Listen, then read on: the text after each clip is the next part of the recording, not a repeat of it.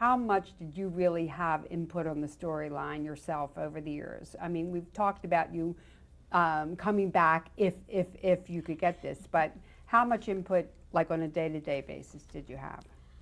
Well, at first, not very much input at all, except my attitude when I played it. Um, I had many fights about it and said, Lisa would not say this. She would not say this because this very line was said by Grandpa. And I said, we do not talk alike.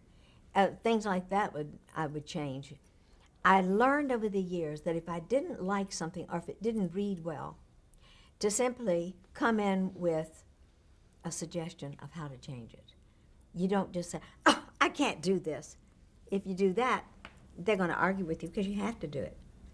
But if you say, I have an idea, let's say blah, blah, blah, blah, blah, and most likely they'll go with that.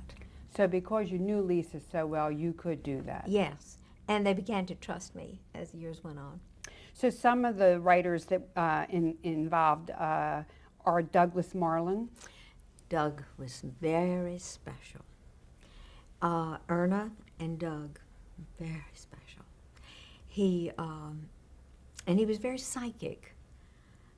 He could write a story for you that you understood perfectly because it's something you'd just gone through and he didn't know it.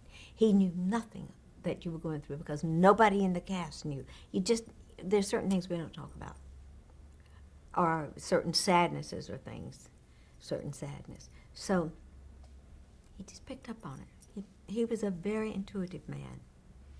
And he would listen. If you had an idea, if I had an idea of something to play, I would say, oh, Doug, let me do this, this, this. Let me have a problem with alcohol and pills. And he touched on it a little bit.